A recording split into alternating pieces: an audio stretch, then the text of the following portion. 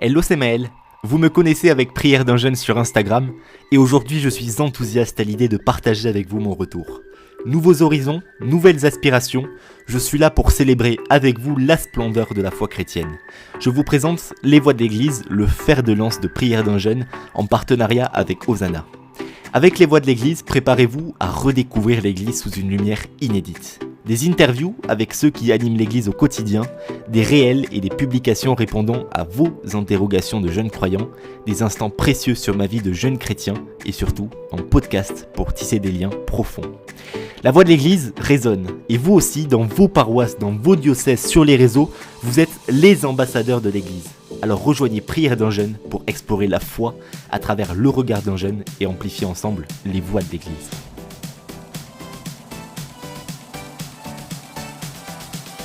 Les Voix de l'Église, un podcast Prière d'un jeune. On est presque en direct et bienvenue dans la salle Padre Pio où se déroulait le concert de louanges de praise en avril 2024 lors du dernier rassemblement Akero à la Cité Saint-Pierre. Mais vous avez vu l'ambiance ? Formidable, non ? Allez, laissez-moi tout installer, le micro, l'ordinateur, de quoi écrire et on revient sur cette expérience formidable.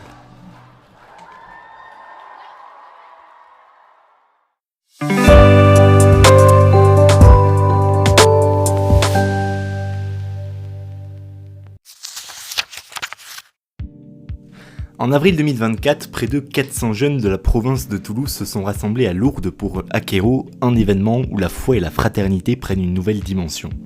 Pendant 4 jours, ces jeunes ont découvert le regard de l'amour de Dieu comme la Vierge Marie l'a vécu avec Sainte Bernadette. Akero, c'est un rassemblement provincial qui réunit la diversité des pastorales des adolescents, des aumôneries aux mouvements comme le scoutisme et le MEJ. Bienvenue sur Les Voix de l'Église, le podcast où la foi et la vie quotidienne se rencontrent à travers les yeux des jeunes croyants. Je suis Maël et je suis ravi de vous retrouver pour un nouvel épisode qui s'annonce plutôt inspirant.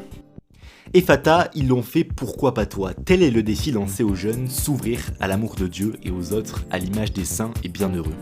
Dans cet épisode, je vous propose d'écouter les témoignages inspirants de Rose, Andreas, Pauline, Geoffrey, Estelle et Lise alias Fanette qui nous partagent leur expérience marquante en tant que staff à Akero 2024.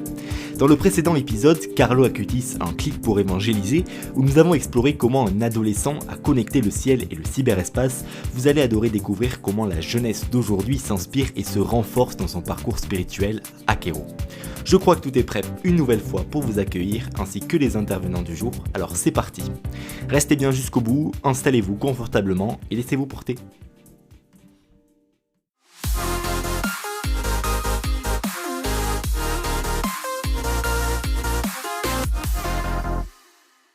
Du 8 au 13 avril 2024, j'ai eu la chance de participer à ce merveilleux rassemblement qu'est Akero. Alors certains diront que cela ressemble beaucoup au Frats, d'autres diront que cela est un peu différent. Bon, peu importe à vrai dire. Lorsque j'ai préparé cet épisode, et plus particulièrement la programmation de ce podcast, puisque oui, elle se peaufine, j'ai eu cette idée, interviewer des amis avec qui j'ai partagé cette expérience et qui ont eu, pour ainsi dire, le même ressenti que moi. Alors l'idée, c'est ici de vous faire découvrir Akero un peu comme si vous y étiez. Aujourd'hui, vous l'avez compris, j'ai réuni des jeunes importants pour Akero puisqu'ils ont tous été staff lors de cette édition. Je vous laisse les découvrir.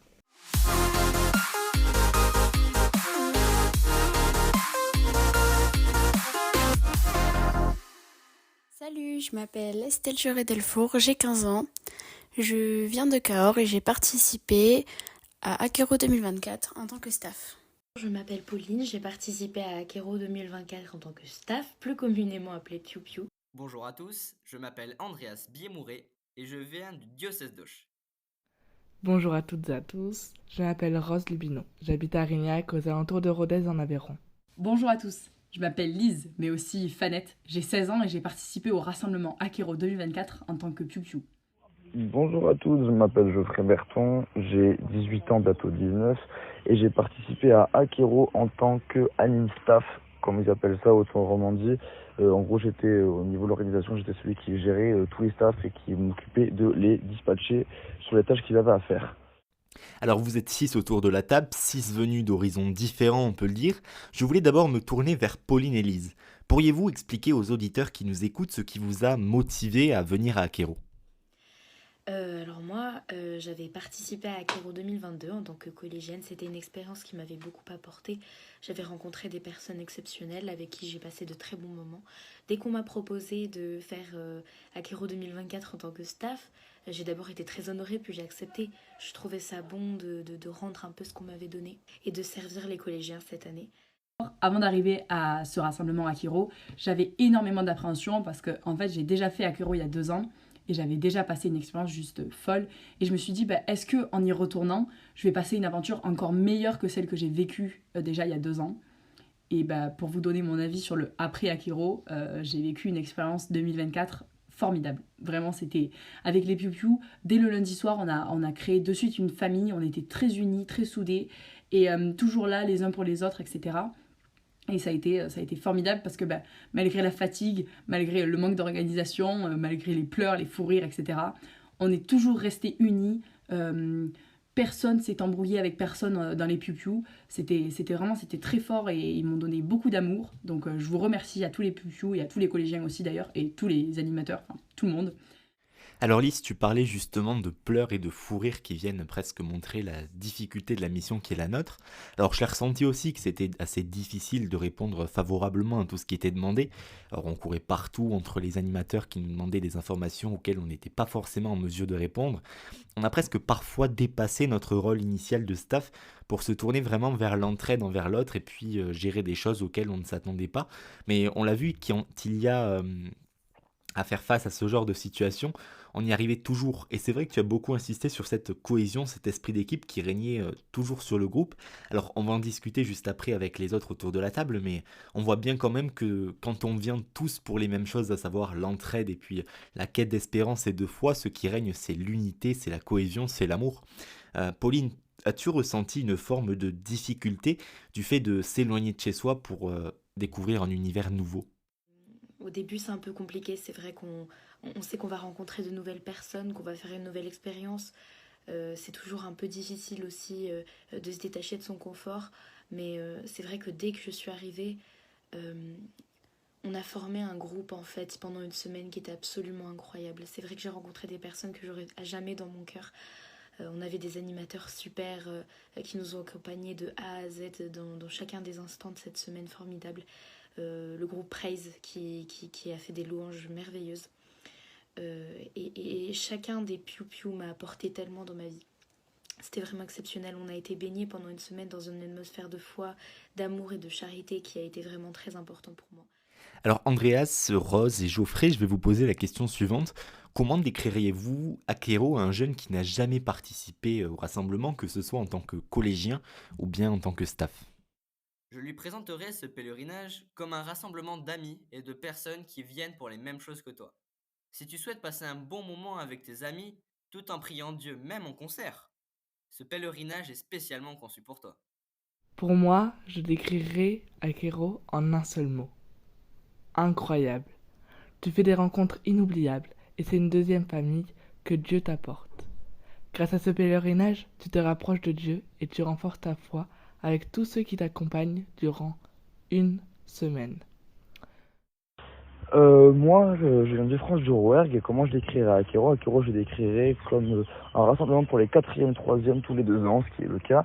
Et c'est un endroit pour retrouver sa foi ou pour, au contraire, approfondir sa foi ou pour tout simplement passer un bon moment qui, pour la plupart, est inoubliable. Il y a rarement de regroupement avec autant de jeunes chrétiens de cet âge-là. Donc c'est vraiment incroyable à ce niveau-là. Alors je vais vous reposer la même question qu'à Pauline et Lise, mais qu'est-ce qui vous a motivé à venir à Akero? Qu'est-ce qui vous a porté? Qu'est-ce qui vous a donné envie? Pourquoi l'avoir fait en fait? Moi, pourquoi j'ai fait Akero? Moi, j'ai fait Akero car mon papa est très impliqué dans toutes sortes de pèlerinages, comme le PLVTT ou plein d'autres trucs dont je ne mets pas les noms, mais dans le diocèse en général. Et je fais donc de même, au final, je suis un peu les traces de mon papa par rapport à ça, je manque de pas mal de choses. Et du coup, là, cette année, j'ai décidé de rentrer à Akero, comme mon papa était dans l'organisation pour la 2e année consécutive. Je me suis dit, pourquoi pas aller aider tout ça. J'ai fait ce pèlerinage car, comme le 3/4 des Piu-Piu présents au rassemblement de cette année, nous avions eu des étoiles plein les yeux quand nous étions venus en tant que confirmants, il y a 2 ans. Je voulais partager ma joie et j'ai rencontré des personnes exceptionnelles qui sont gravées dans mon cœur et dans mes pensées. Il est important de noter que j'avais déjà participé à Akero quand j'étais jeune, en 4e.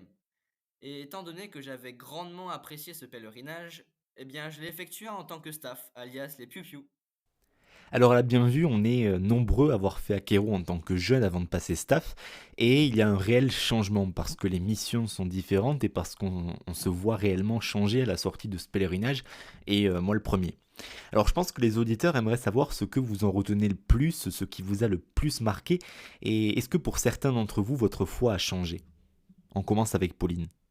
Je ne peux pas prétendre avoir changé, mais en tout cas, j'ai remis énormément de choses en question dans ma vie après Akero 2024, des choses qui me semblent importantes. Et chacun des piou-piou m'a énormément apporté, vraiment. Un moment préféré, je pense que j'ai adoré la veillée d'adoration, qui a été vraiment pour moi une expérience formidable. On a été complètement baignés dans la foi, dans le mystère de Lourdes qui nous a énormément rapprochés. Naturellement, on s'est confiés les uns aux autres, on a complètement ouvert nos cœurs.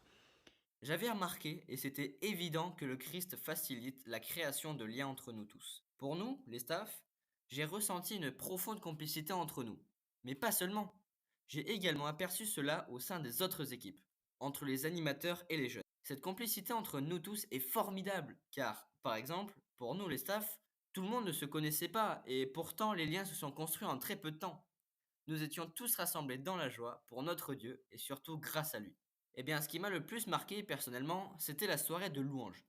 Elle était si magnifique qu'on ne peut pas l'oublier. Le groupe Praise nous a également immergés dans cette louange grâce à leur chant qui nous permettait d'être un peu plus en communion avec Dieu. Personnellement, j'avoue que petite pensée pour les 5e repas qu'on a fait donc entre Piu Piu et avec nos 3 animateurs. Pourquoi ? Parce que tout simplement avec Estelle, avec Estelle, on avait un petit fou rire le soir, c'est qu'en fait on regardait les gens fatigués au 5e. Ça paraît très bête à raconter, c'est vrai, mais croyez-moi, c'est très drôle, voilà. Voir les gens fatigués dans leurs pensées, etc., alors qu'on est en train de donner les consignes pour le lendemain, c'est très drôle. Du coup, on n'écoutait pas forcément les consignes avec Estelle, c'est vrai, mais en tout cas, c'était assez drôle. Et aussi, quelque chose de plus en rapport avec les collégiens, ça a été les animations repas et les animations aux portes de la salle Padre Pio. D'ailleurs, pensez à la porte G, voilà. La porte G, vraiment, c'était très drôle avec Maud. On a passé des très bons moments. Puis même, les animations repas, faire des pogos sur comment ne pas te louer, Jésus t'aime, tant de merveilles, et j'en passe. J'aurais pas cru. Mais en tout cas, ça s'est fait. Et toi, Geoffrey? Qu'est-ce que j'en retiens? J'en retiens que Akero, vraiment, c'est le moment qui est marquant. Comme dans la plupart des pèlerinages, au final, ça restera toujours, je pense, pour moi, le moment d'adoration. Le moment d'adoration, c'est vraiment le moment le plus marquant. C'est là où vraiment on va se connecter le plus à ses proches, comme se connecter à Dieu en équipe ou tout seul. Ah ça oui, Akero, c'est un moment très marquant dans une vie et puis dans sa jeunesse. Alors ce que j'ai beaucoup apprécié à part la veillée d'adoration, c'était effectivement, comme le disait Elise, les flash mobs, si on peut appeler ça comme ça, juste avant de manger ou avant de démarrer une veillée, c'était juste formidable. Et puisqu'on en parle de ces véritables moments, je vous propose d'en revivre certains. Bonjour à tous, c'est Martin du groupe Praise. C'est une grande joie pour nous avec toute l'équipe de venir animer le rassemblement Akero qui aura lieu du 10 au 13 avril pour tous les 4e, tous les 3e. Avec Praise, on sera là pour conduire la louange, animer les différents temps de prière. On a hâte de vous retrouver. Alors préparez-vous, préparez vos cœurs parce qu'on va vivre quelque chose d'incroyable ensemble. Soyez bénis, à bientôt. Praise a conduit la louange du 10 au 13 avril 2024 et ça a donné ça.